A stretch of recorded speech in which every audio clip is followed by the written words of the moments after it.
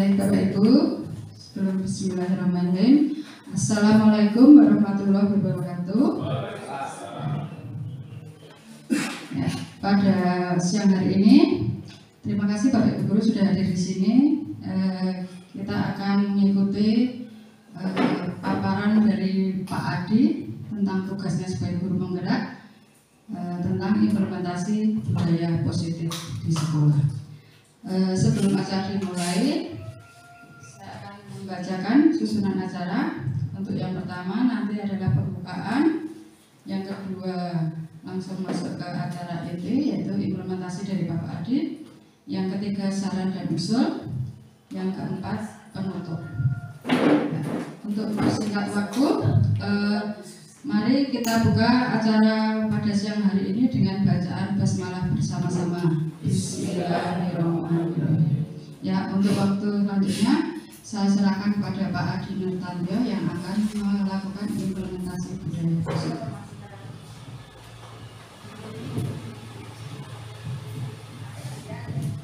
Terima kasih.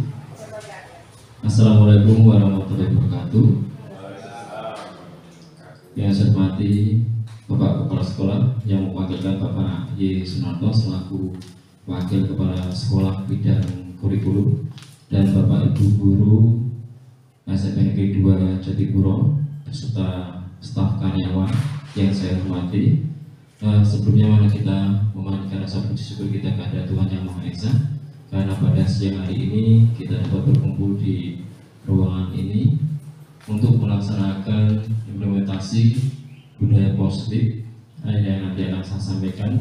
Nanti akan saya sampaikan kurang lebih selama 1 jam lebih kemungkinan itu, dan semoga nanti Bapak Ibu semua nanti dapat mengikuti kegiatan ini dengan santai, dengan gembira, ya. Dan di sini sifatnya nanti kita saling belajar bersama. Berarti kita belajar bersama tentang budaya positif. Mungkin itu pembukaan dari saya, dan selanjutnya untuk meningkat waktu, di sini saya akan menyampaikan kaitannya implementasi budaya positif, tugas aksi nyata modul 1.4 budaya positif. Saya sendiri Adi Nurtandio SPD, calon guru penggerak angkatan 7. Ini merupakan tugas yang harus saya laksanakan di sekolah masing-masing. Langsung saja untuk yang pertama, sebelum kita menuju ke budaya positif, terlebih dahulu ini saya akan bacakan dulu tujuan pendidikan menurut Ki Hajar Dewantara, yaitu menuntut segala kodrat yang ada pada anak-anak agar mereka dapat mencapai keselamatan dan kebahagiaan yang setinggi-tingginya, baik sebagai manusia maupun sebagai anggota masyarakat. Oleh sebab itu, pendidikan itu hanya dapat menuntun tumbuh atau hidupnya kekuatan kodrat yang ada pada anak-anak agar dapat memperbaiki hidup dan tumbuhnya kekuatan kodrat anak. Jadi tugas di sini menurut Ki Hajar Dewantara, bahwa tugas kita itu hanya menuntun anak didik kita untuk mencapai sebuah kebahagiaan di dalam lingkungannya. Dan kaitannya menuntun, otomatis kita ada istilah kata anak itu sebagai kertas kosong, kertas putih seperti itu, atau tabula rasa. Tapi kalau menurut Ki Hajar Dewantara tidak seperti itu, bahwa anak itu lahir sudah mempunyai goresan yang sama. Goresan yang sama di situ nanti tinggal kita memperjelas yang mana. Kita memperjelas yang positif atau yang negatif. Kalau positifnya kita gali terus, akhirnya goresan tersebut yang positif akan tumbuh, otomatis yang negatif akan hilang. Tapi anak itu sebenarnya sudah mempunyai bakat dalam dirinya, tergantung kita bagaimana menuntunnya. Dan juga seorang pendidik itu sebagai seorang petani, dan anak didik itu sebagai benihnya, dan sekolah sebagai ladangnya. Kalau ladangnya itu tidak bagus, bibitnya bagus, petaninya juga tidak bagus, otomatis jadi apa tidak? Tidak akan mungkin jadi. Berarti harus saling ada kesinambungan antara bibit, petani, dan ladangnya. Dan jangan sampai seperti ini Bapak Ibu. Berarti kita menanam, misalkan kita menanam singkong, pengennya kita nanti panennya apa? Durian. Nah itu udah beda. Berarti seperti itu, karakternya seperti itu. Berarti kalau kita menanam singkong, panennya tetap singkong. Berarti anak itu mempunyai kelebihan dan kelemahannya masing-masing. Jangan sampai anak kita tekan harus menjadi ini, tidak bisa. Karena anak itu mempunyai perbedaannya masing-masing. Dalam satu keluarga pun, anak nomor 1, nomor 2, nomor 3 itu mempunyai perbedaan yang sendiri, tidak bisa sama. Apalagi di sini ada banyak sekali murid, otomatis mempunyai potensi yang berbeda-beda. Berarti kita harus mengetahui seperti itu. Dan ada juga paradigma seperti ini. Kita menghambat kepada murid. Bayangkan, kita menghambat kepada murid. Kata yang sangat menggelitik, menghambat kepada murid. Maksudnya apa menghambat kepada murid? Melayani Pak. Pak sih apa?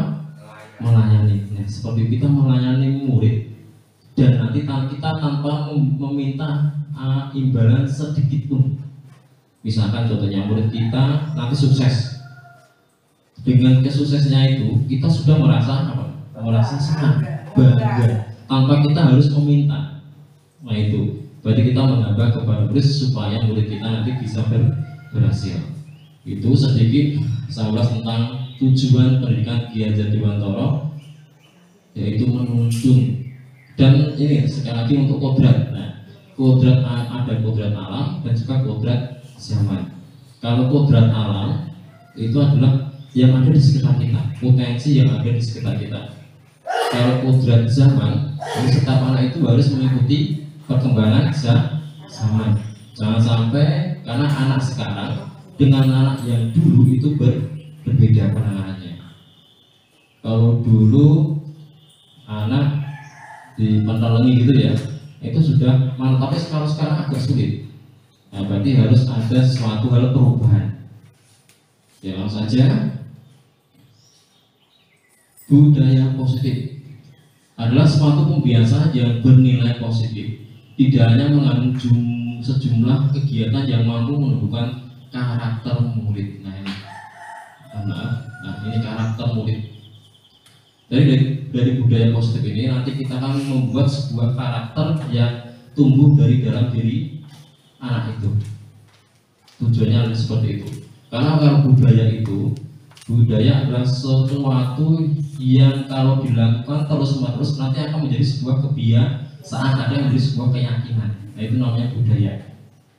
Dan terkadang budaya itu tidak ada tertulisannya, hanya kesepakatan secara bersama-sama. Kalau kita di desa atau dimanapun, budaya itu tidak aturan tertulis tidak ada, tapi budaya itu kita laksanakan seperti itu. Nah ini adalah konsep utama modul budaya positif.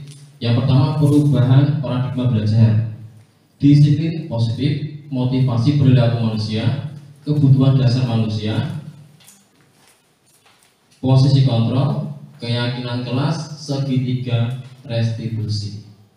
Berarti nanti yang perlu kita pelajari adalah paradigma dulu, disiplin. Nanti kalau untuk ini lebih condong kepada siswa, ya, yang ada dalam diri siswa. Ini, yang dua ini, motivasi dengan kebutuhan dasar. Kalau ini cara penanganannya, kita menggunakan keyakinan kelas dan segitiga restitusi. Nah, ini adalah perubahan paradigma belajar. Dalam membangun budaya positif, sekolah dapat menyediakan lingkungan yang positif, aman dan nyaman agar siswa mampu berpikir, bertindak, dan mencipta dengan merdeka, mandiri, dan bertanggung jawab. Yang kedua, disiplin sangat berkaitan dengan kontrol guru terhadap siswa. Berarti otomatis agar siswa dapat belajar dengan baik, otomatis lingkungan itu juga harus baik dulu, harus nyaman dulu, harus nyaman, harus aman, nyaman, apalagi. Yang jelas anak masuk sekolah itu sudah ada semangat dari rumah. Tapi kalau dari rumah mau masuk sekolah merasa dia tidak aman, otomatis apa? Dari rumah semangatnya sudah berbeda. Dia masuk hanya sekedar masuk. Contohnya misalkan dia mengidolakan salah satu guru, mungkin guru itu bisa memberi dia sebuah semangat juga bisa. Atau kalau lingkungannya bagus, teman-temannya juga bagus, itu salah satunya. Dan di sini yang paling penting di sini Bapak Ibu, nih kontrol guru terhadap siswa. Disiplin itu siswa tidak mungkin dapat berdiri sendiri tanpa kontrol dari Bapak Ibu guru. Kalau kita lepaskan begitu saja tidak akan bisa. Baik, tetap dibutuhkan sebuah kontrol dari seorang Bapak Ibu guru. Itu sangat penting sekali di sini. Selanjutnya, nah ini menurut penelitian menurut Stephen R. Covey, bila kita ingin buat kemajuan perlahan, sedikit-sedikit, ubahlah sikap atau perilaku Anda. Namun, bila kita ingin memperbaiki cara-cara utama kita, maka kita perlu mengubah kerangka acuan kita. Ubahlah bagaimana Anda melihat dunia, bagaimana Anda berpikir tentang manusia. Ubahlah paradigma Anda, skema pemahaman dan penjelasan aspek-aspek tertentu tentang realitas. Ada realitas. Ya, kita cermati dulu di sini. Anda berpikir tentang manusia. Contohnya, kita dijepit sakit tidak? Sakit. Kalau tidak ingin dijepit itu sakit, otomatis jangan menjepit orang lain. Itu paling simpel seperti itu. Terus perubahan seperti apa yang akan kita lakukan? Kalau sedikit demi sedikit berarti kita hanya mengubah perilaku kita. Tapi kalau secara besar, nah kita harus mengubah cara utama kita. Bila kita ingin memperbaiki cara utama kita, maka kita perlu mengubah kerangka acuan kita. Kerangka acuan kita itu kita ubah secara total. Selanjutnya, nah ini masih sama dari Stephen R. Covey. Realitas kebutuhan kita sama, realitas kebutuhan kita berbeda. Ini adalah stimulus, ini teori kontrolnya. Kita ambil aja yang paling bisa kita pahami di sini. Saya bisa mengontrol orang lain. Nah, kalau dikontrol teori kontrol, Anda tidak bisa mengontrol orang lain. Perbedaannya itu. Kita merasa bisa mengontrol siswa kita, belum tentu. Kalau caranya salah, kita tidak bisa mengontrol siswa kita. Terus perilaku buruk dilihat sebagai suatu kesalahan.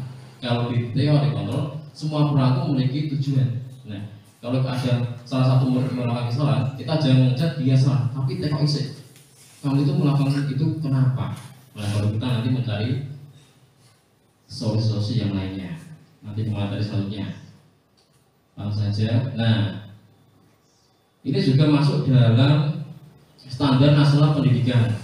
Lingkungan yang positif sangat diperlukan agar pembelajaran yang terjadi adalah pembelajaran yang berpihak pada murid sebagai tertuang dalam standar proses pada standar nasional pendidikan pasal 12, yaitu 1. Pelaksanaan pembelajaran sebagaimana dimaksud pasal 10 ayat 2 huruf B diselenggarakan dalam suasana belajar yang pertama interaktif, inspiratif, menyenangkan, menantang, memotivasi peserta didik untuk berpartisipasi aktif dan memberikan ruang yang cukup bagi prakarsa, kreativitas, kemandirian sesuai dengan bakat, minat, dan perkembangan fisik serta psikologis peserta didik. Berarti diatur dalam undang-undang berkaitan tentang sekolah yang aman. Yang tadi, ya, yang pertama tadi. Berarti ada undang-undangnya di sini. Agar nanti sekolah masuk sekolah itu dalam keadaan yang senang. Karena dari senang itu otomatis pembelajaran akan berjalan dengan baik. Oke, sebelum kesini, silakan Bapak Ibu guru biar tidak sepanjang. Nanti dengarkan pinta saya ini ya. Nanti yang 1 itu tepuk tangan 1, 2 tepuk tangan 2, 3 setengah.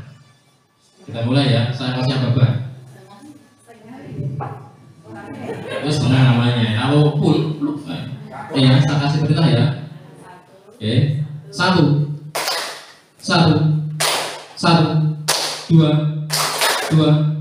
3. Kita berdua konsentrasi. Ulangi lagi ya. Dengarkan perintah saya. 1 plek, 2 plek, plek. 1, 2, 1, 3. Terima kasih. Berarti sudah konsentrasi, bagus sekali. Ya, biar lebih konsentrasi ya. Terima kasih.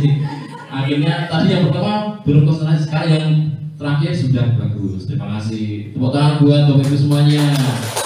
Ya, biar tidak ngantuk ya. Nah, sekarang kita ke disiplin positif. Apa yang dimaksud dengan disiplin positif? Mungkin ada yang tahu disiplin positif. Ada yang tahu? Pak Ye, mungkin? Dua, Buse? Disiplin untuk hal-hal yang positif maksudnya. Ya, disiplin untuk hal-hal yang positif. Bagus sekali. Ada lagi? Pak Gun? Bagaimana nih kita ya? Tidak apa langsung saja ini. Disiplin positif. Nah, disiplin itu apa? Tanda tanya besar. Ini berpikir nih. Apa yang disiplin itu? Disiplin peraturan yang berlaku. Iya, disiplin dengan peraturan yang berlaku. Bisa Bu, disiplin dengan peraturan yang berlaku. Gitu. Terima kasih Bu Ardi. Nah, ini disiplin positif. Kata disiplin berasal dari bahasa Latin disiplina, yang artinya belajar. Kata disiplin juga berasal dari akar kata yang sama dengan disiplin atau murid mengikuti. Jadi ada kata belajar dan mengikuti. Berarti kalau belajar berarti proses ya, masih ada proses itu. Dan itu mengikuti aturan otomatis. Ya, sekarang dari sini nanti kita ke sini baru ke sini. Dalam budaya kita, makna kata disiplin dimana menjadi sesuatu yang dilakukan seseorang pada orang lain untuk mendapatkan kepatuhan. Jadi kata disiplin itu nanti untuk mendapatkan sebuah kepatuhan. Ya, biar patuh dengan peraturan tadi, kembali tadi bisa. Ya, kita cenderung menghubungkan kata disiplin dengan ketidaknyamanan. Itu mesti seperti itu. Contohnya misalnya kita mengajak, tolong disiplin dimasukkan baju. Itu mesti ada kata ketidaknyamanan buat mereka, karena ada kata-kata yang harus memaksa seperti itu. Ke sekolah harus menggunakan helm. Nah, itu kan ada sebuah kedisiplinan, kepatuhan. Tapi mungkin caranya yang berbeda nanti. Terus yang di sini, nah sebagai pendidik, tujuan kita adalah menciptakan anak-anak yang memiliki disiplin diri, sehingga mereka bisa berperilaku dengan mengacu pada nilai-nilai kebajikan universal dan memiliki motivasi intrinsik bukan ekstrinsik. Maksudnya apa di sini? Berarti tujuan kita adalah menciptakan anak-anak yang memiliki disiplin diri. Berarti disiplin yang timbul dari diri mereka sendiri. Berarti timbul dari dalam diri, atau yang disebut di sini bahasa kerennya ini intrinsik. Ya, itu yang paling sulit. Nah, itu tugas kita nanti akan seperti itu, membuat anak itu sadar dengan sendirinya. Kalau dari luar ada ini ekstrinsik. Ekstrinsik ini berarti dia melakukan sebuah kepatuhan karena orang lain. Itu bukan timbul dari dalam dirinya sendiri. Nah, kalau kita rangkum menjadi satu seperti ini, itu. Disiplin positif merupakan salah satu cara penerapan disiplin yang bertujuan untuk menumbuhkan kesadaran serta memberdayakan anak untuk melakukan sesuatu tanpa sogokan, ancaman maupun hukuman. Ini sogokan, ancaman maupun hukuman. Jadi dia melakukan itu tidak takut karena ini, karena dia sudah sadar. Berarti saya melakukan bukan karena saya takut hukum, bukan, karena saya meyakini keyakinan saya kalau ini benar. Nah seperti itu. Ya, baik timbul dari dalam dirinya sendiri. Ini yang sulit penerapannya. Ini Bapak Ibu, dan tugas kita bersama-sama. Nah, sebagai pendidik harus mengetahui tentang motivasi dan kebutuhan siswa. Baik, sebelum nanti kita mempraktekkan itu, kita harus mengetahui dulu motivasi itu apa, kebutuhan siswa itu seperti apa. Ini seperti ilmu psikologi. Ya. Tadi saya juga ngobrol dengan Bu Aluyani membahas masalah ini. Ini lebih condong pada psikologi sebenarnya. Kemungkinan ya. Nah, kita bahas motivasi perilaku manusia. Nah, ada 3 motivasi perilaku manusia. Motivasi merupakan dorongan yang timbul pada diri seseorang secara sadar atau tidak sadar untuk melakukan suatu tindakan dengan tujuan tertentu. Berarti anak-anak itu melakukan sesuatu mesti ada tujuannya, entah itu tujuannya baik atau salah. Kita harus tahu itu. Ya, berarti anak melakukan sebuah pelanggaran, dia pasti punya suatu tujuan. Entah tujuan yang baik atau tidak baik, kita harus tahu sebelum kita memberikan sebuah solusi kepada mereka, bukan hukumannya. Yang di sini ada 3. Maaf. Ada 3. 1, 2, 3. Menghindari ketidaknyamanan dan hukuman. Jadi kalau kata-kata hukuman ini, mesti anak merasa, wah, engkau dihukum lagi ini. Nah, seperti itu. Contohnya, murid melakukan disiplin diri karena ia takut dihukum. Nah, ini paling sulit seperti ini. Contohnya, yang paling sering saya alami, contohnya misalnya baju dikeluarkan. Kalau melihat saya, baju dimasukkan, tapi setelah saya pergi, nah itu berarti anak belum sadar. Takutnya kalau ditegur bapak ibu guru, nah itu tidak bagus. Nah, ini merupakan motivasi ekstrinsik, berarti dia memasukkan baju karena saya, nah bukan karena kesadarannya dia. Terus yang kedua, mendapatkan imbalan atau penghargaan dari orang lain. Nah, penghargaan. Padahal dulu kita sempat mengatakan ada ribet seperti itu. Ternyata di sini berbeda. Berarti imbalan itu tidak harus, dan kalau bisa tidak ada imbalan, tidak ada. Ya, murid melakukan disiplin diri karena ia ingin mendapatkan imbalan. Ini merupakan motivasi ekstrinsik, sama seperti hukuman. Tidak tipu dari dirinya sendiri. Nah, di sini yang ketiga, menghargai nilai kebajikan diri sendiri. Murid melakukan disiplin diri karena sadar akan nilai kebajikan dirinya. Ini merupakan motivasi intrinsik. Dari ketiga ini, pilih yang mana Bapak Ibu? Yang ketiga. Pak Gus pilih yang mana Pak? Oke, Pak Gus pilih yang ketiga. Ya, bagus. Pak Gus memilih yang ini. Ya. Berarti anak harus sadar sendiri. Berarti penghargaan itu ternyata berbeda dengan sekarang yang kita pelajari hari ini. Ya. Iya, untuk mengaplikasikannya memang gak selalu tanggung jawab kita bersama. Ya, kita semua nanti akan bagaimana caranya supaya penghargaan atau hukuman itu bisa hilang. Tapi membutuhkan proses. Tidak mungkin secepat kilat, tidak mungkin. Konsep disiplin dengan identitas gagal. Tadi hukuman, penghargaan. Nah, kita jelaskan lagi lebih detailnya. Hukuman itu menyakitkan, ya, tidak nyaman. Murid takut, murid menimbulkan kesalahan, murid menjadi rendah diri. Nah, ini adalah efek dari sebuah hukuman. Karena hukuman itu bersifat spontan dan kebanyakan tidak tertulis. Contohnya misalkan ada anak melakukan pelanggaran, silakan lari lapangan 10 kali. Itu dalam aturan nggak ada, ya enggak. Baik, cuma spontan guru mengucapkan itu dilakukan murid. Hukuman, ya tiba-tiba sifatnya spontan dan langsung saja. Lagi ini, efeknya nanti juga bisa seperti ini. Murid menyebutkan kesalahan. Nah, dia nanti tidak akan jujur. Dia nanti akan berbohong. Benar kamu menyontek? Tidak. Padahal dia menyontek. Akhirnya dia berbohong, menimbulkan kebohongan terus. Nah, itu juga tidak baik. Efeknya seperti itu. Terus selanjutnya ada penghargaan. Nah, penghargaan tidak efektif, merusak hukuman sifat iri, mematikan kreativitas, menghukum dengan sistem ranking, merampas hak menghargai dirinya. Nah, ini merusak hukuman atau sifat iri. Otomatis persaingan itu mesti ada ya.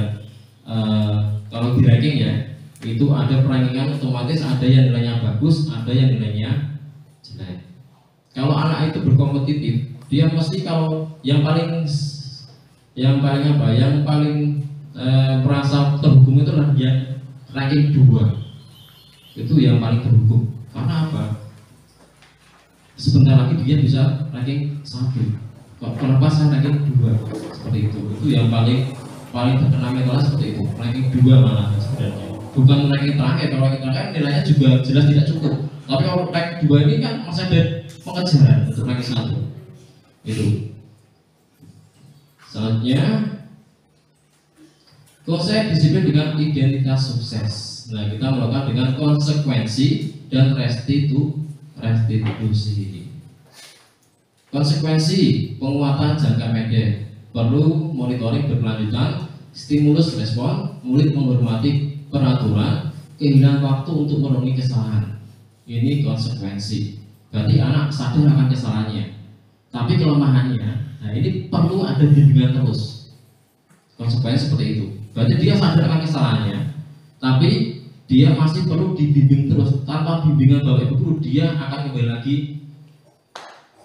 ke tidak akan kembali, dia tidak memahami tentang konsep konsekuensi. Berarti perlu bimbingan.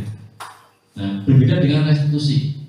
Sekarang restitusi, murid bertanggung jawab untuk perilakunya, fokus pada pemecahan masalah jangka panjang. Murid menghormati dirinya dan orang lain. Teori kontrol, dirinya memegang kontrol. Murid bersemangat memperbaiki kesalahannya. Nah, kalau ini adalah condong murid mengetahui kesalahannya, dia dapat menyelesaikan kesalahannya, ya apa yang dia yakini, dan akhirnya dia akan bisa buat semakin lebih baik lagi. Bedanya antara ini sama-sama bagus, tapi yang paling lebih bagus apa? Yang restitusi. Karena murid bertanggung jawab untuk perilakunya. Dia sadar kalau saya melakukan seperti itu, dia salah, sadar. Caranya gimana untuk menyelesaikannya? Nah, itu dia bisa menyelesaikan masalahnya walaupun tidak sendiri, tapi ada bimbingan, tapi bimbingannya hanya sifatnya sementara dan dia sudah berpikir lagi. Lainnya dengan konsekuensi, ini harus ada bimbingan terus. Bedanya seperti itu. Ada lagi konsep disiplin pendekatan restitusi. Nah, kita lebih ke restitusi, sebuah cara penanaman disiplin positif pada murid. Restitusi adalah proses penciptaan kondisi bagi murid untuk membagi kesalahan mereka sehingga mereka bisa kembali pada kelompok mereka dengan karakter yang lebih kuat. Nah, memperbaiki kesalahannya sendiri. Tadi ini poin-poinnya, bukan menebus kesalahan namun belajar dari kesalahan. Ya, memperbaiki hubungan, tawaran bukan paksaan, menuntun untuk melihat kedalaman diri, mencari kebutuhan dasar yang mendasari tindakan, fokus pada karakter bukan tindakan, penguatan dan fokus pada solusi. Ini kekuatan dari restitusi yang nanti akan kita dalami lagi nanti di materi yang terakhir. Ya, ini ada restitusi Bapak Ibu. Jadi harapannya nanti kita bisa melaksanakan sebuah permasalahan dengan cara atau pendekatan restitusi. Mungkin ada yang ditanyakan dahulu? Tidak ada? Langsung saja ya. Langsung saja. Perbedaannya kita dapat pada suatu kasus. Contoh kasus, siswa sering tidak mengerjakan pekerjaan rumah, hukuman. Ini memang sifatnya kan spontan. Guru menghukum siswa tersebut berupa denda selama 10 menit. Guru marah dan murid menjadi takut. Masuk tidak Bapak Ibu? Kalau murid tidak mengerjakan PR, tapi hukumannya seperti ini. Hukumannya seperti ini, menghukum siswa tersebut berupa denda selama 10 menit. Tidak masuk ya. Kaitannya dengan mengerjakan PR di rumah. Nah, ini hukuman. Nah, ini model-model zaman dulu berarti ya, kolonial Bu ya. Nah, sekarang konsekuensi. Guru memberikan konsekuensi untuk mengerjakan PR-nya saat istirahat atau dikerjakan sebanyak 3 kali lipat. Ini masih masuk akal. Hubungannya dia tidak mengerjakan di rumah, tapi dia masih suruh mengerjakan dengan 3 kali lipat. Itu masih masuk akal juga daripada yang hukuman tadi, karena tidak ada hubungannya dengan mengubah bendera. Ya, nggak ada hubungannya sama sekali. Sifatnya spontan. Guru tegas dan siswa menghormati peraturan, karena untuk konsekuensi ini hampir benar juga. Tapi tadi masih banyak perlu bimbingan. Terus yang restitusi, guru menanyakan keyakinan kelas dirinya dan membantu siswa menyelesaikan masalahnya. Dia menanyakan keyakinan kelasnya apa. Kalau dia tidak mengerjakan PR seperti apa. Itu restitusi. Baik, kita ajak ngobrol murid tersebut. Guru terbuka dan siswa menghormati dirinya dan orang lain. Nah, kalau dia sudah tahu keyakinan, dia akan lebih melihat pada dirinya sendiri. dia sudah punya kenyamanan seperti itu, dan otomatis dia akan juga menghormati orang lain dan dirinya sendiri. Ada restitusi, ya, dengan restitusi, ya. Nah, sekarang tadi kan kita sudah membahas apa tadi? Ini kebutuhan dasar manusia. Tadi motivasi, ya, 3 motivasi. Sekarang kebutuhan dasar. Berarti sebelum kita menangani, kita harus mengetahui dulu motivasinya apa dulu, dia melakukan tindakan itu, terus kebutuhannya apa dari. Nah, seperti itu. Ini kebutuhan dasar manusia. Bertahan hidup, kasih sayang dan rasa diterima, penguasaan, kebebasan, dan kesenangan. Ya, jadi kebutuhan hidup murid ini ada ini: bertahan hidup, kasih sayang, penguasaan, kebebasan, kesenangan. Langsung kita hadapkan sebuah kasus yang agak sulit ini, Pak. Nah, ini kasusnya, ya, ini Pak Adi, guru wali kelas 8A di SMP Negeri Bajati Pulau, sedang bingung menghadapi ulah salah satu murid di kelasnya. Doni, beberapa anak di kelas 8A telah datang padanya dan mengeluh Doni yang sering meminta bekal makan siang mereka dengan paksaan. Jika Anda menghadapi situasi seperti Bapak Adi, apakah yang akan Anda lakukan? Menurut Anda, kira-kira apa alasan Doni melakukan hal itu?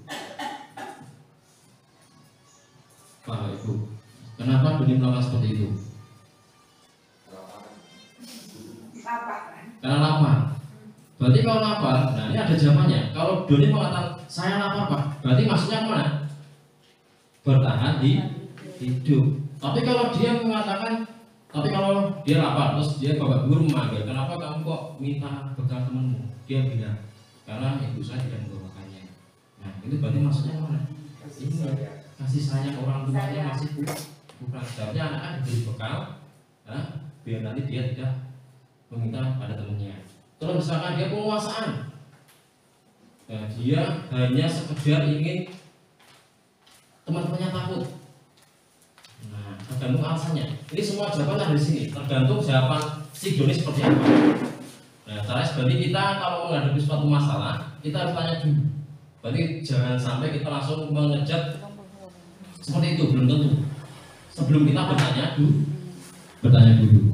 Ya, berarti harus bertanya dulu, nanti biar apa kebutuhan dari anak itu dapat kita ketahui. Ya, itu adalah kebebasan juga sama. Kesenangan, misalkan dia minta makan temannya, dengan temannya itu menangis atau apa, dia senang juga bisa. Iseng kan, seperti itu. Berarti harus kita tanyakan dulu permasalahannya apa, baru kita bisa menilai, oh anak ini ternyata kena seperti ini, gitu. Berarti komunikasi, ya. Nah, sekarang ini berarti tugas kita nanti. Tadi kan kita fokus pada murid, nah sekarang kita fokus pada tugas kita. Nah, dalam mendisiplinkan siswa, langkah atau strategi apa yang harus kita lakukan sebagai pendidik? Langkah kita apa? Nah, menurut serangkaian riset dan berdasarkan pada teori kontrol Dr. William Gosson berkesimpulan ada 5 posisi kontrol yang diterapkan seorang guru, orang tua maupun atasan dalam melakukan kontrol. Berarti ini sudah melakukan riset, berarti sudah diteliti. Ternyata dari teori kontrol Dr. William Gosson berkesimpulan ada 5 posisi kontrol, dan ini berlaku tidak hanya untuk guru, tapi bisa diterapkan di rumah. Nah, rumah itu adalah orang tua, ataupun di kantor, perusahaan, itu bisa diterapkan dengan 5 posisi kontrol. Yang mana ini 5 posisi kontrol: penghukum, pembuat rasa bersalah, teman, pemantau, dan manajer. Oke, dari kelima ini pilih yang mana, Bapak Ibu? Manajer. Boleh nggak teman? Nggak teman. Pak Joko nggak minta pemantau, Pak Joko? Baik semua manajer gitu. Manajer, bagus sekali. Manajer semuanya. Manajer paling tinggi ya. Kita jelaskan dulu. Ya, penghukum, ya. Nah, ini contoh penerapan 5 posisi kontrol. Nah, siswa tidak memakai atribut lengkap saat upacara bendera. Penghukum. Nah, ini penghukum bahasanya agak lebih beda. Waktu yang kelas sekolah lalu berdiri depan berbaris. Berarti anak disisihkan sendiri di depan barisan. Dan yang anak dewi seperti itu. Terus pembuatan bersalah. Beberapa kali bu guru harus memberikan tahu kamu. Bu guru kecewa sama kamu.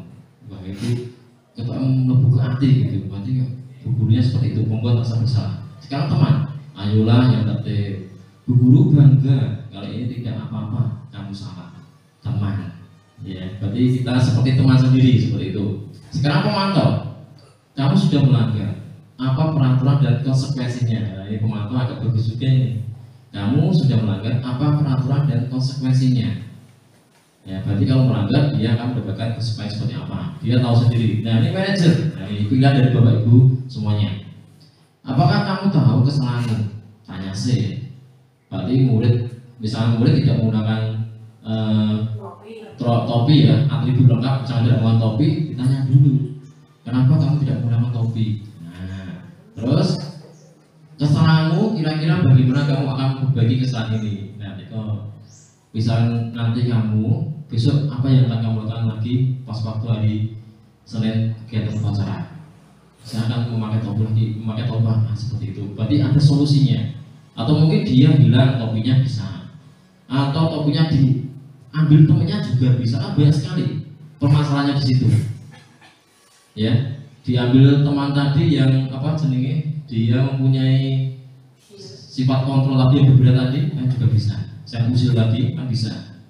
Itu manajer. Berarti kita komunikasi manajer. Selanjutnya hasil penanganan dengan 5 posisi kontrol.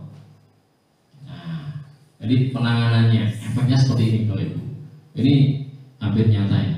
Kemungkinan murid marah, dendam, atau bersifat agresif. Terkadang kita bentak itu di luar apa ya? Di luar kan spontan sifatnya. Di luar apa yang seharusnya tidak kita berikan. Lebih buruk lagi, sepulang sekolah murid melihat motor atau mobil Bapak Ibu guru dan akan menguras kendaraan tersebut dengan paku. Ini sudah terlalu ekstrim ini. Karena siswa itu mempunyai sifat yang berbeda-beda. Ada yang dimarahi, dia diam. Ada yang dimarahi, dia agresif. Ada yang dimarahi, dia agresif tapi dia melakukan aksi. Nah itu kita harus menjaga seperti itu. Ya. Dan di sini saya kira tidak ada Bapak ya seperti itu ya. Tidak ada. Ya penghukum, berarti kita harus mengetahui ini Bapak Ibu. Yang kedua, membuat rasa bersalah. Murid akan merasa bersalah. Bersalah telah mengecewakan ibu atau bapak gurunya. Murid akan merasa menjadi orang yang gagal dan tidak sanggup membahagiakan orang lain. Kadang-kala sikap seperti ini lebih berbahaya dari sikap penghukum. Lebih berbahaya ini. Ketok ngomongin sidik, tapi nyerah. Nah itu. Ya, karena emosi akan tertanam rapat di dalam. Murid menahan perasaan, tidak seperti murid dalam dengan guru penghukum, di mana murid bisa menumpahkan amarahnya walaupun dengan cara yang negatif.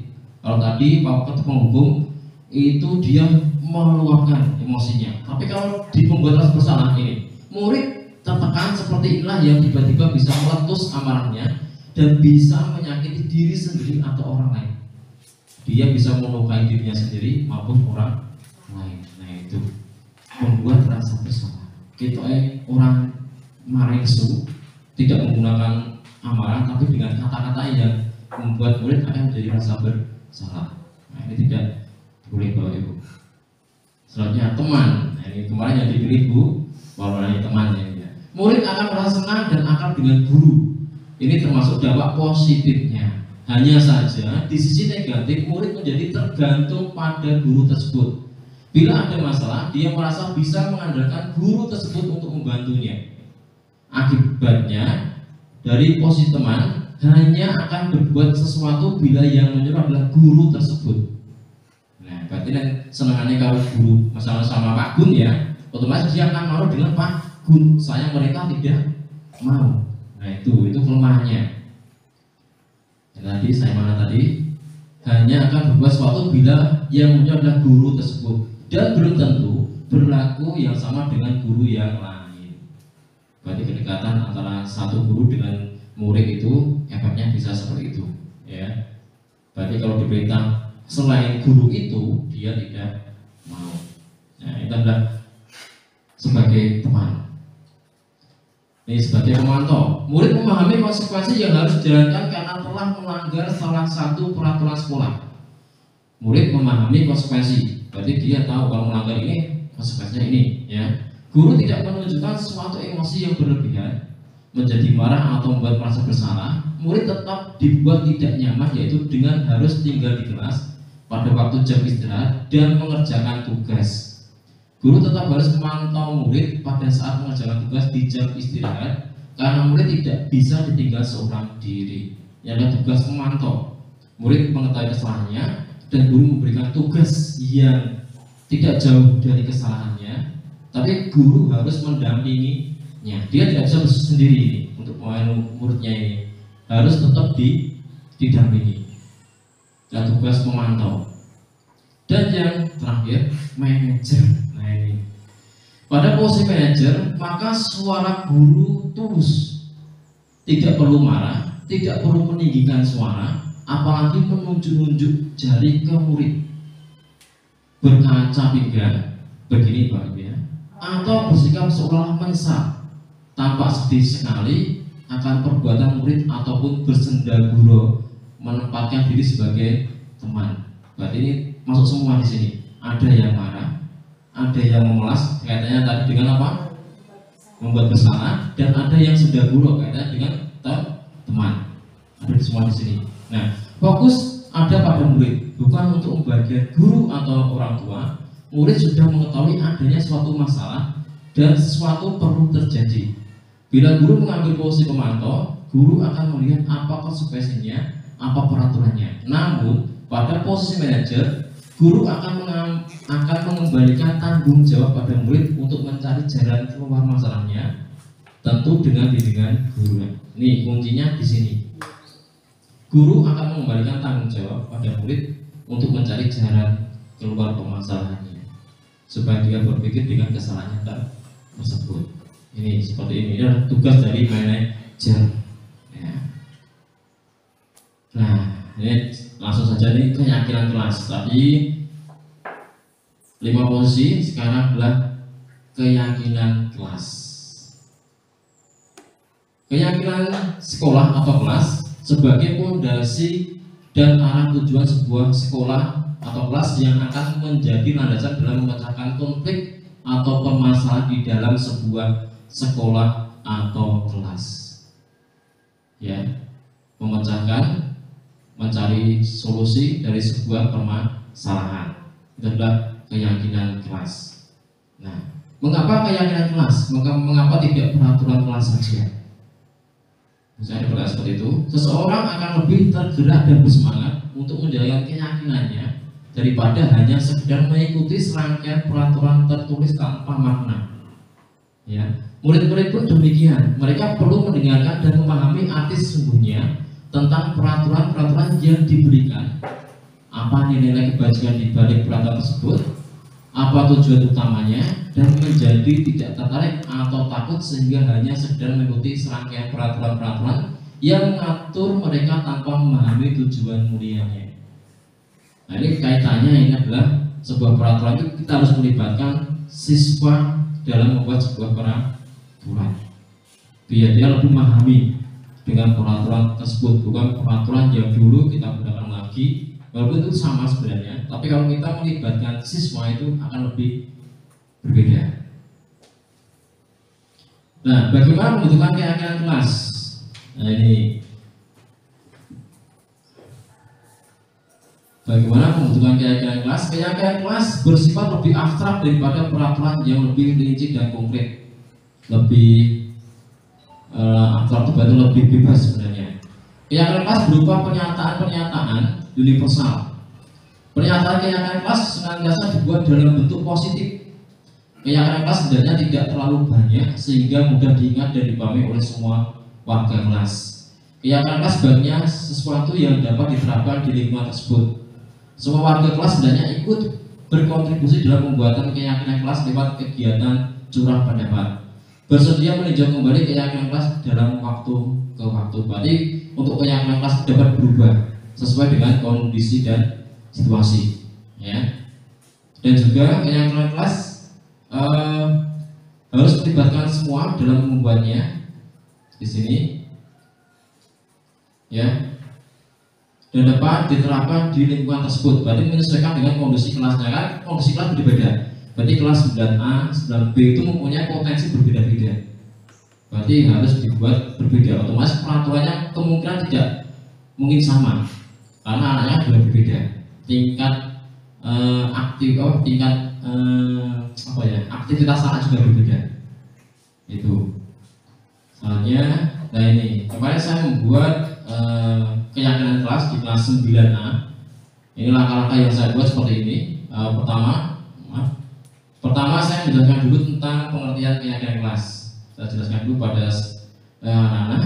Selanjutnya saya membagikan kertas untuk menuliskan keyakinan kelas setiap siswa. Jadi siswa saya berikan kertas. Di situ mereka saya suruh untuk menuliskan tentang supaya kelas ini baik itu apa yang perlu kita lakukan dan apa yang tidak perlu kita lakukan, seperti itu. Nah, setelah itu siswa menulis. Berarti siswa itu boleh menulis lebih dari 5, sebanyak-banyaknya. Berarti di sini siswa ada yang nulis banyak sekali itu. Karena apa? Siswa itu lebih tahu kondisi kelasnya. Berarti misalkan ada anak B yang melakukan sebuah pelanggaran, dia tahu karena dia ada di situ. Kemudian kita tidak tahu, tapi anak-anak tahu. Berarti hampir rahasia di kelas itu nanti kita akan tahu. Itu.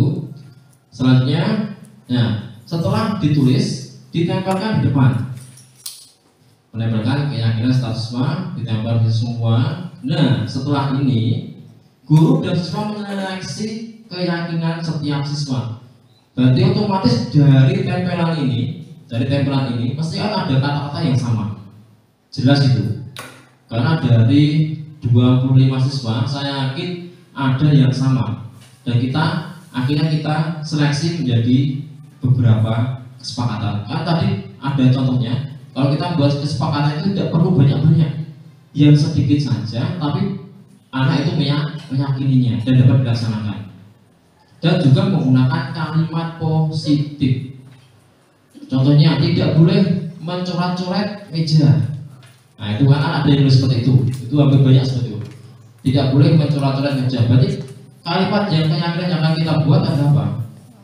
Menjaga fasilitas yang ada di kelas. Nah, itu nanti. Nah, setelah saya melaksanakan ini beberapa hari yang lalu, akhirnya seperti ini. Anak itu banyak sekali yang melaporkan apa yang dilakukan temannya. Pak, ini melanggar ini, Pak ini melanggar seperti ini. Nah, seperti itu. Akhirnya apa? Anak itu banyak yang lapor karena dia sudah membuat kesepakatan, dan kesepakatan itu kita tempelkan di kelas. Berarti kalau anak melanggar tindakan A, dia mesti lapor karena tidak sesuai dengan kesepakatan atau keyakinan kelas di sini. Ini kalau ini secara garis besar ini kita rinci lagi menjadi sebuah keyakinan. Jadinya seperti ini, ya. Keyakinan kelas 9A. Saya bacakan ya sebentar ya. Berbicara yang sopan dengan bapak, ibu guru dan teman. Contohnya anak-anak sering sekali memanggil nama dia dengan nama itu. Berarti kurang sopan ya seperti itu. Makanya bahasanya kita gunakan bahasa positif. Bicara yang sopan dengan bapak, ibu guru dan teman. Nah, itu. Terus petugas piket harus melaksanakan tugasnya. Kan ada seperti ini. Misalkan si A tidak suka melakukan piket, Pak. Nah, bahasanya nanti kita sederhanakan menjadi seperti ini. Bahasa positifnya, petugas piket harus melaksanakan tugasnya.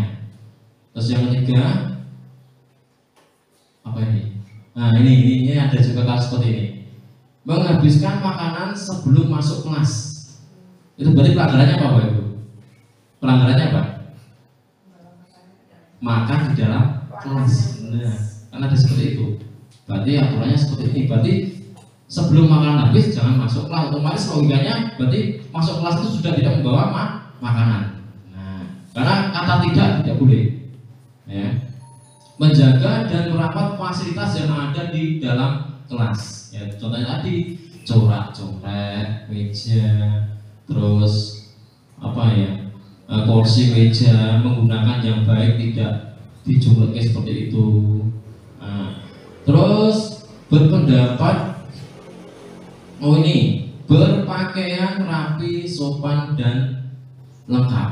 Katanya dengan baju yang dikeluarkan. Nah, itu maksudnya ke sini. Ya, akhirnya menjadi sebuah keyakinan seperti ini. Nah, ini yang kemarin saya lakukan, dan setelah saya lakukan ternyata efeknya juga lumayan. Tapi kita juga butuh ekstra karena banyak sekali laporan yang datang pada saya. Nanti ke restitusi. Ini kan baru keyakinan. Nanti setelah keyakinan baru kita melakukan sebuah restitusi. Nah, ini refleksi. Setelah saya melaksanakan keyakinan kelas, berdiskusi bersama dengan anak, akhirnya ada beberapa hal yang kami sepakati. Karena setiap anak menuliskan setiap apa mereka meyakini dan siswa bisa lebih jujur dalam menuliskan keyakinan mereka. Karena mereka mengalami sendiri ketika melakukan interaksi dengan guru maupun dengan teman satu kelasnya. Otomatis ya. Dari kesempatan tadi lalu menjadi keyakinan yang tumbuh dalam diri sendiri atau intrinsik. Itu tadi. Nah, penerapannya dalam pelaksanaannya kegiatan kita lebih bisa mengontrol apa yang dilakukan siswa dengan keyakinan kelas yang dibuat dan teman kelas yang juga menjadi kontrol untuk temannya, yang artinya saling memberikan kontrol bersama-sama. Nah, kontrol bukan hanya dari bapak ibu, tapi temannya juga temannya juga ikut melaporkan kalau tidak sesuai dengan keyakinan kelas. Berarti saling mengawasi, murid juga mengawasi murid yang lain. Tuh, ya. Itu adalah keyakinan kelas.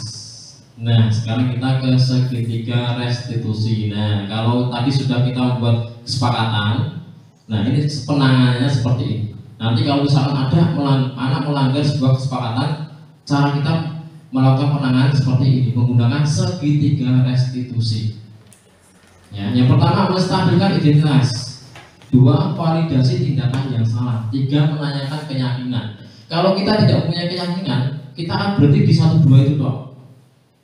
Berarti kita sebelum kita melakukan segitiga restitusi, berarti kita harus membuat ini dulu, keyakinan dulu ini dulu. Nah, kita membuat keyakinan dulu, baru nanti kita bisa menggunakan segitiga restitusi. Iya. Karena nanti untuk menstabilkan identitas seperti ini. Menstabilkan identitas, mengubah identitas anak dari orang yang gagal karena melakukan kesalahan menjadi orang yang sukses. Coba untuk memenuhi kebutuhan dasar namun ada benturan. Nah, ini contohnya seperti ini. Misalnya ada anak yang salah, kita berikan di sebuah ruangan dulu, kita tanyakan gimana kabarnya itu, terus kenapa kamu saya panggil ke sini, karena seperti itu, terus apa yang kamu lakukan seperti ini, oh tidak apa-apa, karena setiap orang itu pasti mempunyai kesalahan. Nah, berarti dia timbulkan dulu banyak.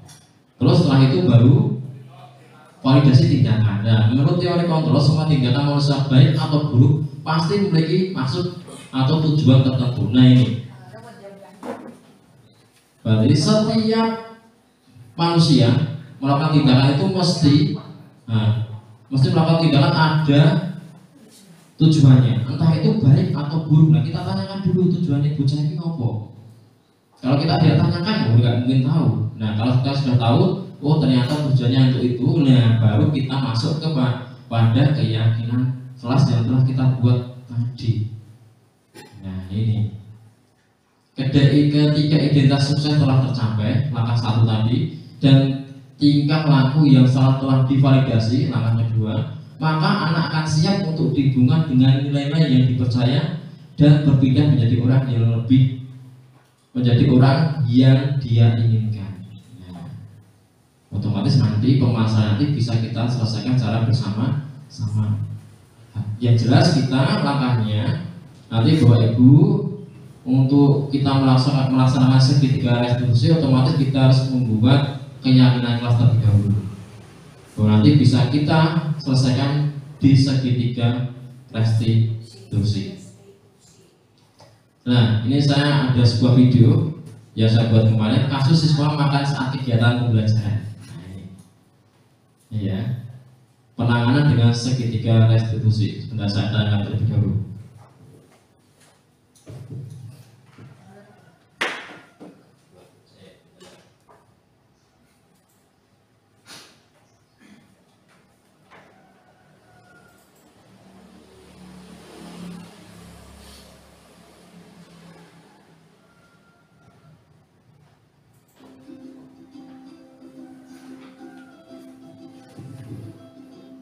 Salam bahagia pendidikan guru penggerak angkatan 7. Demonstrasi konseptual penerapan modul 1 dan 4 berkaitan tentang disiplin positif. Halo, perkenalkan saya Adil Kandas BG dari SMP Negeri 2 Jatipuro, calon guru penggerak angkatan 7 dari Kabupaten Karanganyar, Provinsi Jawa Tengah, dengan fasilitator Bapak Sigit Satriono dan pengajar praktek Bapak Ubi Sutyono Harijanto. Disiplin positif penerapan segitiga restitusi. Restitusi adalah proses penciptaan kondisi bagi murid untuk memperbaiki kesalahan mereka, sehingga mereka bisa kembali kepada kelompok mereka dengan karakter yang lebih kuat. Restitusi membantu murid menjadi lebih memiliki tujuan, disiplin positif, dan memulihkan dirinya setelah berbuat salah. Restitusi bukan untuk menebus kesalahan, namun untuk belajar dari kesalahan. Langkah-langkah segitiga restitusi. Yang pertama, menstabilkan identitas. Yang kedua, koreksi tindakan yang salah.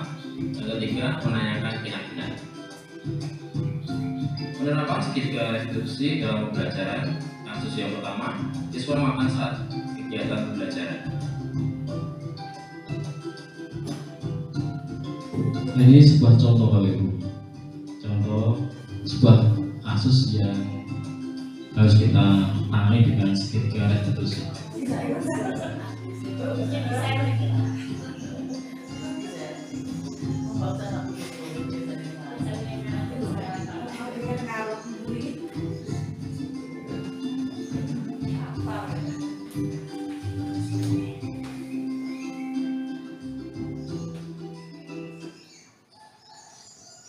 Ini Bapak Ibu.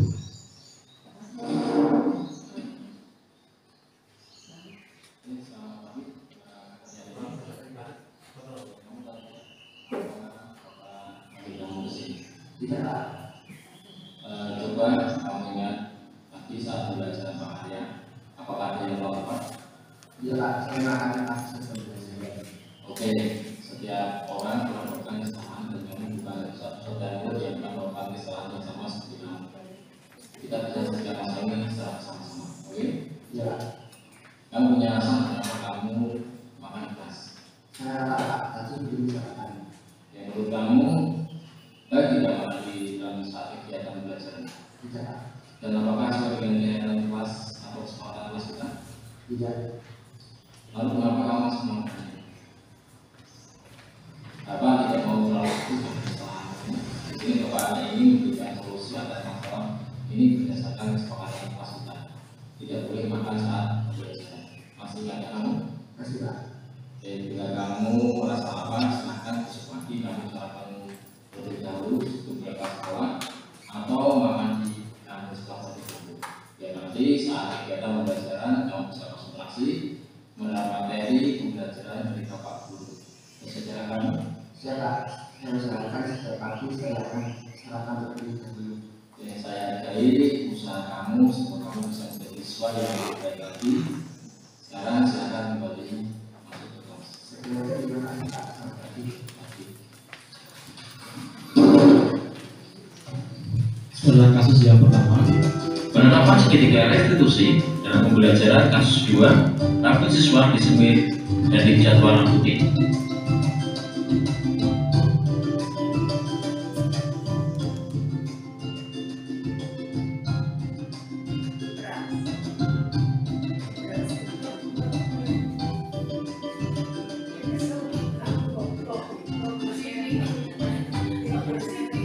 Cuman contoh itu Pak, penanganan restitusi segitiga restitusi.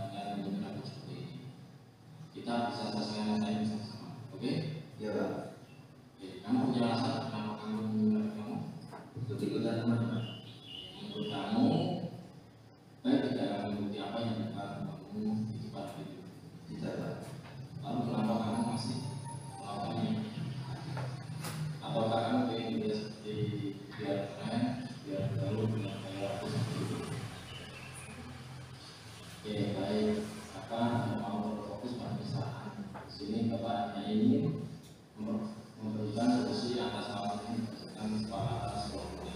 Tidak boleh menggunakan Bapak macam-macam dengan kamu sudah ganteng, keren, atau menggunakan dua hati.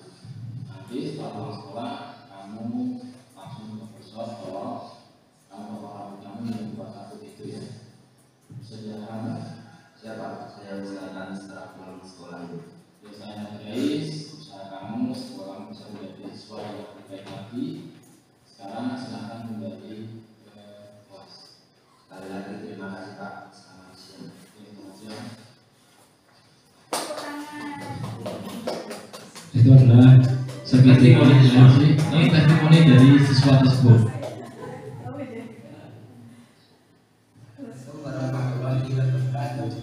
Perkenalkan nama saya Komisi Kurniawan dari kelas 9A.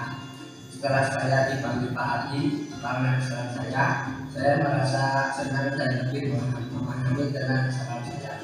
Karena Pak Adi tidak dengan bahasa yang keras, tapi lebih dengan memberikan solusi dan mengajarkan saya dengan kesepakatan kelas. Terima kasih dari saya. Wassalamualaikum warahmatullahi wabarakatuh. Assalamualaikum warahmatullahi wabarakatuh.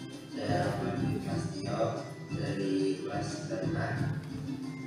Setelah saya dipanggil tadi oleh Adi dengan penyampaian Adi tentang kesalahan saya lebih sadar diri dan dengan kesadaran sendiri saya akan mengubah kesalahan saya tadi. Terima kasih. Wassalamualaikum warahmatullahi wabarakatuh. Ya, terima kasih. Itu tadi Salam guru penggerak. Hasil segitiga restitusi yang saya laksanakan kemarin. Sebentar Bapak Ibu, ini saya pindah ke PowerPoint terlebih dahulu. Ya, sudah. Nah, ternyata sudah, terima kasih. Berarti ini sudah selesai, tapi sebelum selesai saya berikan waktu terlebih dahulu. Mungkin ada pertanyaan dari video tadi, atau mungkin ada saran atau masukan, kami persilakan. Oke, monggo Pak Y, mau Pak Y.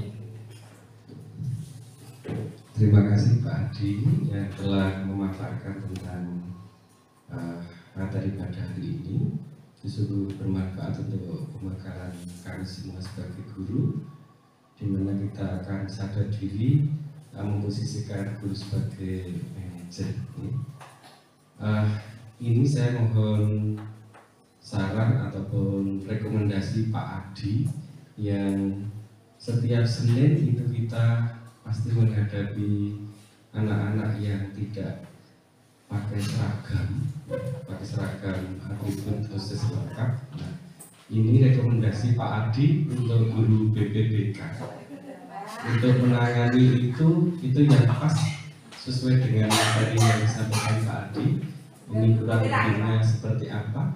Ini kami mohon saran atau pendapat rekomendasi Pak Adi sebagai calon guru penggerak kepada teman kita yang setiap Senin menghadapi anak-anak kita yang masih ada 1-2 itu yang tidak memakai seragam khusus lengkap. Monggo Pak Adi. Ya, terima kasih buat Pak E, pertanyaannya sangat cukup bagus sekali untuk saya. Gini Pak Y, untuk penerapan segitiga restitusi, yang pertama langkah yang harus kita lakukan adalah kita membuat keyakinan terlebih dahulu. Mungkin nanti Ibu Suprani nanti bisa masuk ke kelas, membuat kesepakatan terlebih dahulu, bisa berkaitan tentang kelas itu maupun yang lebih luas. Bisa tadi Bapak Y mengatakan kaitan dengan pelanggaran waktu upacara. Nah, mungkin itu nanti dari kesepakatan itu nanti yang dijadikan dasar Bu Suprani untuk mengingatkan murid tersebut. Dan yang perlu saya ingatkan Bapak Ibu, dalam menghadapi murid itu kita butuh sebuah strategi juga. Tadi restitusi, berarti kalau kita menangani murid misalnya kemarin juga ada anak yang makan di dalam kelas. Saya melihat, tapi saya biarkan terlebih dahulu. Nah, nanti setelah kegiatan pembelajaran selesai, baru saya panggil, kamu ikut Bapak ke atas. Akhirnya saya tangani di ruangan ini.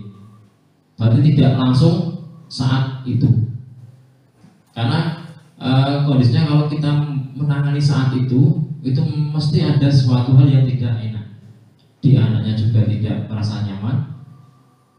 Kalau kita bawa ke ruangan ini kan kita bisa ngobrol lebih enak. Itu kalau kita menangani anak. Kalau tadi Pak Ye, yang jelas kita harus buat kesepakatan terlebih dahulu dengan anak, dan baru nanti kita bisa memberikan sebuah solusi kepada anak tersebut. Karena kalau anak, misalkan anak di depan itu kan banyak sekali pelanggarannya, kan kita nggak tahu alasannya seperti apa. Kalau kita sudah tahu, baru kita bisa memberi sebuah solusi. Mungkin itu Pak Ye. Terima kasih. Mungkin ada lagi? Ya, Bunggul. Monggo Bunggul. Terima kasih atas waktunya. Berkaitan dengan penerapan budaya positif di sekolah, tentang kasus di sekolah kita ya, permasalahan tentang kegiatan upacara bendera.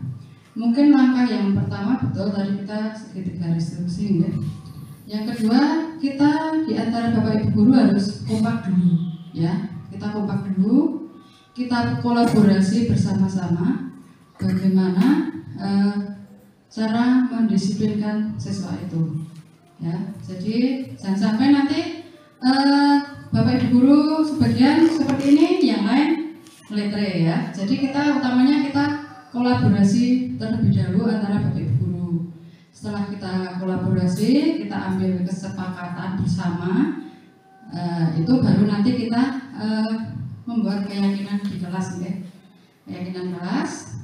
Jadi nanti biar budaya positif di SMP Negeri 2 Jatipuro bisa dilaksanakan seperti itu. Terima kasih. Ya, terima kasih atas penguatan dari Bunggul. Kolaborasi yang sangat penting sekali, karena dengan kolaborasi sesuatu hal yang sulit otomatis nanti akan dengan bersama-sama akan lebih mudah kita capai dengan hasil yang bagus. Ya, ini terima kasih. Saya sudah mau memaparkan tentang implementasi budaya positif dan ini sudah selesai. Saya ucapkan terima kasih kepada Bapak Ibu guru semua yang sudah menunggu dari 1 jam lebih ya, kita bersama-sama. Saya ucapkan terima kasih dan harapannya nanti dengan apa yang kita pelajari bersama tadi membuat sebuah perubahan yang positif di SMP Negeri 2 Jatipuro. Mungkin dari itu saya cukup sekian. Terima kasih. Salam guru penggerak, tergerak, bergerak, menggerakkan. Terima kasih. Wassalamualaikum warahmatullahi wabarakatuh. Waktu dan tempat kami persilakan. Ya, Bapak Ibu guru semua, materi sudah disampaikan dengan Bapak Adi dengan bagus sekali ya. Semoga kita semua terinspirasi untuk melakukan itu agar budaya positif di sekolah kita bisa kita terapkan bersama-sama. Untuk mengakhiri kegiatan implementasi pada siang hari ini, marilah acara ini kita tutup dengan bacaan hamdalah terlebih dahulu. Alhamdulillahirabbil alamin. Kita berikan tepuk tangan untuk Pak Adi.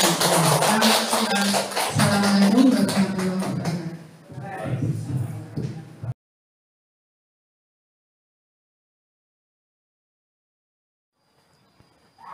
Assalamualaikum warahmatullahi wabarakatuh. Salam sejahtera untuk kita semua. Perkenalkan, saya Yohanes Sunarto SPD. Saya guru IPA SMP Negeri 2 Jatipuro. Akan mengemukakan setelah kami mengikuti diseminasi budaya positif sekolah yang dilakukan oleh Bapak Adi Nurtantio SPD selaku calon guru penggerak angkatan ke-7 ya. Sungguh luar biasa yang kami rasakan manfaatnya, di mana sebelumnya kami belum bisa mendapatkan informasi ataupun hal-hal yang berkaitan dengan budaya positif, tetapi setelah kami mengikuti implementasi ataupun diseminasi budaya positif sekolah yang dilakukan oleh teman kami Bapak Adi Nurtantio SPD itu sungguh luar biasa ya. Beliaunya menyampaikan dengan runtut ya, sistematis, kemudian bisa dipahami, kemudian juga materi yang disampaikan itu bisa kami pahami. Bagaimana kita memposisikan sebagai guru itu ternyata ada beberapa tingkatan ataupun mengambil posisi, tetapi dengan pemaparan Bapak Adi Nurtantio itu ternyata kita sebagai guru itu harus menduduki sebagai manajer dalam kita memposisikan sebagai guru di sekolah, kita mendampingi para siswa atau peserta didik kita sebagai manajer yang baik, di mana di situ disampaikan dari pemaparan Pak Adi itu kita harus istilahnya sebagai guru itu kita bisa menyertai peserta didik dalam kita memutuskan untuk kesepakatan dalam budaya positif sekolah, di mana kita tidak boleh, kita itu sebagai guru menghukum, kita tidak boleh menekan siswa, tetapi bagaimana kita mendampingi menjadi manajer yang baik dalam kita sebagai guru untuk mendidik para siswa, di mana siswa itu diharapkan didampingi guru itu bisa dari dorongan intrinsik dari siswa itu sendiri mempunyai kiat-kiat yang positif, sehingga budaya positif sekolah itu menjadi kesadaran diri sendiri siswa. Kemudian kita dari pemaparan Pak Adi itu kita diajarkan ataupun diharapkan memecahkan suatu masalah dengan segitiga restitusi ya, segitiga restitusi di mana itu ada poin-poin ya atau langkah-langkah yang kita jalani untuk bisa memecahkan yang dihadapi masalah pada siswa. Jadi sungguh luar biasa tentang diseminasi yang dilakukan teman kami Bapak Adi Nurtantio dalam implementasi budaya sekolah. Demikian refleksi dari kami, dan semoga Bapak Adi Nurtantio kedepannya menjadi guru penggerak yang sungguh baik dan ilmunya dapat ditulurkan kepada teman-teman kami khususnya di institusi SMP Negeri 2 Jatibura. Demikian yang dapat kami sampaikan, kurang lebihnya mohon maaf. Wassalamualaikum warahmatullahi wabarakatuh.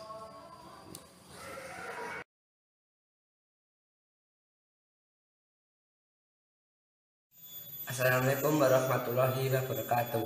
Perkenalkan, nama saya Fauzan Kurniawan dari kelas 9A. Setelah saya dipanggil Pak Adi karena kesalahan saya merasa senang dan lebih memahami tentang kesalahan saya. Karena Pak Adi tidak dengan bahasa yang keras, tapi lebih dengan memberikan solusi dan mengingatkan saya dengan kesepakatan kelas. Terima kasih dari saya. Wassalamualaikum warahmatullahi wabarakatuh.